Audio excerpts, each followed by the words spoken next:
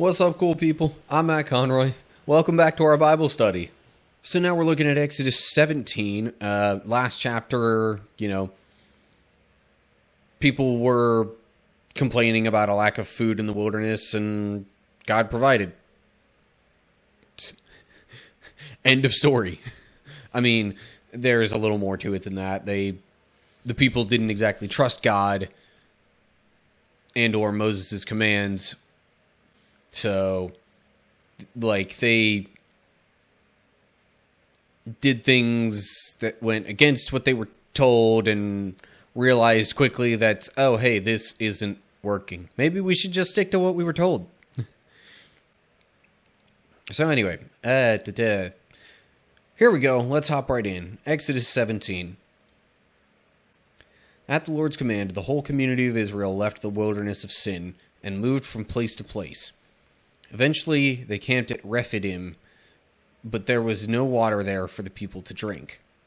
So once more, the people complained against Moses. "Give us water to drink," they demanded. "Quiet," Moses replied. "Why are you complaining against me? And why are you testing the Lord?" So now it's having water that's the issue, not so much the food. And, alright, place your bets. Do you think God's going to provide? Yes. I would bet yes. Even if I didn't already know what was going to happen. At least having the knowledge of the previous instances of God's provision, I would be thinking, okay, God's got to do something here, right? Also, sin, again, this is the geographical sin related to Sinai, not to be confused with the English word sin. So, anyway, they left that particular wilderness around Sinai and camped at this other place where they weren't sure how to get water. Anyway, verse 3. But tormented by thirst, they continued to argue with Moses. "Why did you bring us out of Egypt? Are you trying to kill us, our children, and our livestock with thirst?" Then Moses cried out to the Lord, "What should I do with these people? They are ready to stone me."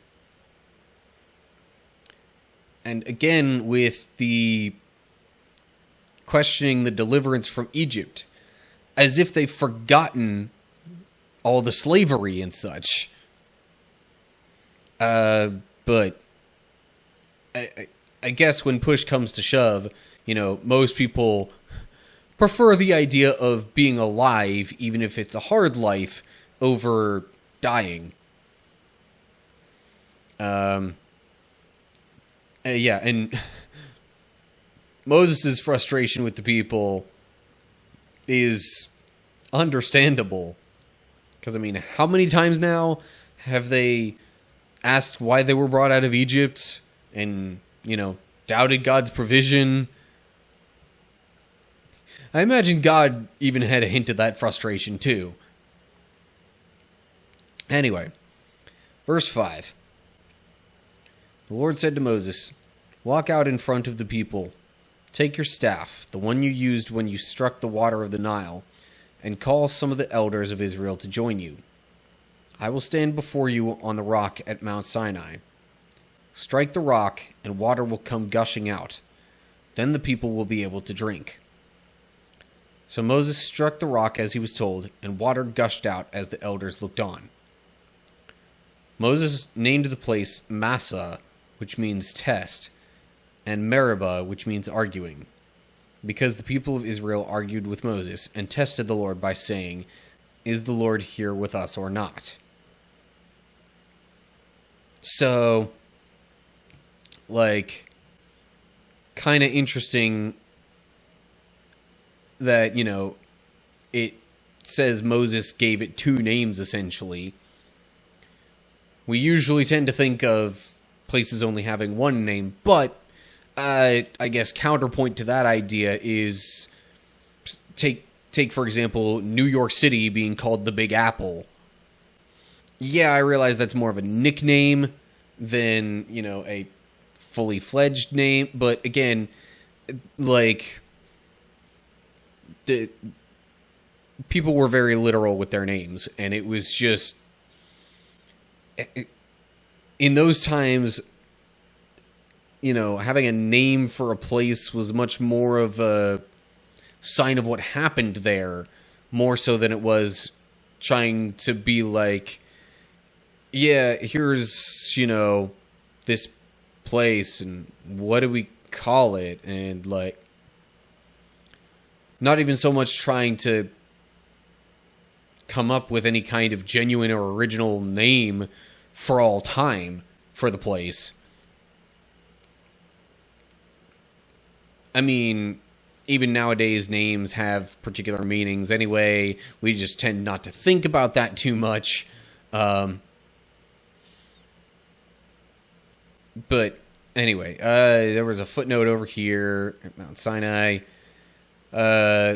Hebrew says... sorry. So the Hebrew says Horeb, which is another name for Sinai. So did it say... Okay. So it does say here that he came to Sinai, but it also mentioned there that it was called Horeb. Okay. Exodus, back to chapter 17. Anywho. So, anyway, Moses strikes rock with stick, and water flows out of it. Alrighty, moving on. Verse 8. While the people of Israel were still at Rephidim, the warriors of Amalek attacked them. Moses commanded Joshua, "Choose some men to go out and fight the army of Amalek for us. Tomorrow I will stand at the top of the hill, holding the staff of God in my hand." Alright, once again, keep in mind that, like, there was, in total, probably somewhere around 1.8, maybe even 2 million people that left Egypt. That many Israelite people who left Egypt. It said specifically 600,000 men. But, so, like, it wouldn't necessarily have been that difficult to round up a crew to fight off, an opposing army. Anyway, verse 10. So Joshua did what Moses had commanded and fought the army of Amalek. Meanwhile, Moses, Aaron, and Hur climbed to the top of a hill nearby. As long as Moses held up the staff in his hand, the Israelites had the advantage. But whenever he dropped his hand, the Amalekites gained the advantage. Moses' arms soon became so tired he could no longer hold them up. So Aaron and Hur found a stone for him to sit on, and they stood on each side of Moses, holding up his hands. So his hands held steady until sunset. As a result, Joshua overwhelmed the army of Amalek in battle. So, again, this was the same staff with which he would have struck the rock, same one he used to part the Nile, same one that was used in the various miracles, signs, plagues in Egypt. And it just became known as the staff of God because it was part of all these miracles that God did. So, with the idea that, the staff held some power from God, I think it was maybe part of the reason why Moses would have thought to hold up the staff while they were fighting. But in any case, whatever was or was not believed about the staff, I mean, it became clear as the battle raged on that, Moses having his hands up with the staff, like, that's when things went well for the Israelite troops.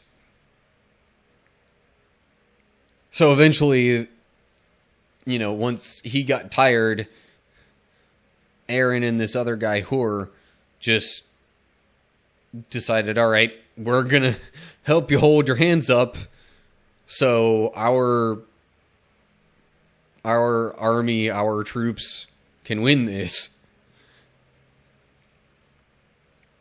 Anyway, verse 14. After the victory, the Lord instructed Moses, "Write this down on a scroll as a permanent reminder and read it aloud to Joshua. I will erase the memory of Amalek from under heaven." Moses built an altar there and named it Yahweh Nissi, which means the Lord is my banner. He said, "They have raised their fist against the Lord's throne, so now the Lord will be at war with Amalek, generation after generation." And I'm guessing, reason being because, Amalek was the one who decided to attack the Israelites, which gives you the impression that this attack would have been unprovoked. They might have just thought they could try and, get the advantage and or scare the people away and or get their goods or something, but it didn't work out for Amalek. So now God's like, okay, you want to attack my people unprovoked?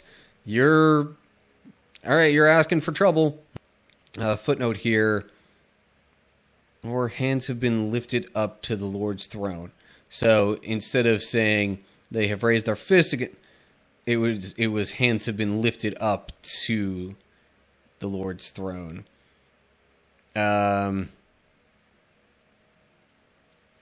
So I guess with this way of reading it, this seems like it was more so just because of Amalek trying to defy God. But this reading of it here in the footnote, this kind of version of the translation, almost, it could be taken more as a, Moses and or the Israelites raised their hands as a plea to God to save them from Amalek's army.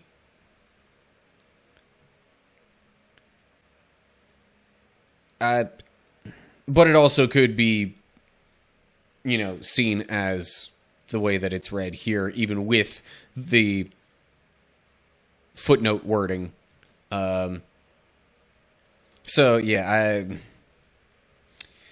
Either way, point stands. Amalek tried to attack God's people, and so God's like, nope,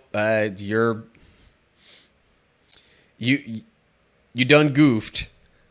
Now I'm going to be against you for multiple generations to come, at least, if not for the rest of time. So anyway, I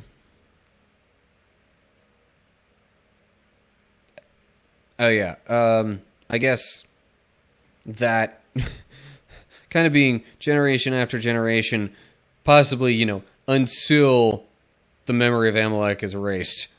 Although, if you have this documentation here, doesn't that preserve the memory of Amalek? Maybe it was more so the memory of his rule, of his whatever he had, whatever possessions, wealth, might, any of that kind of stuff that Amalek might have had. Anyway, okay. I suppose that wraps it up for chapter 17. Alright, so that's going to do it for this time around. Not really too much to add there. Kinda. Explained all my thoughts already. So anyway, yeah, as always, like the video if you enjoyed, share it with others if you want them to see, subscribe and click the bell to get updates when I post new videos, make sure you look down in the description for info on other social media pages, and, yeah, leave comments down below all that with any thoughts you have. So that's it. Hope you're all doing well. Hopefully I'll see you for the next one, but until then, stay cool, people.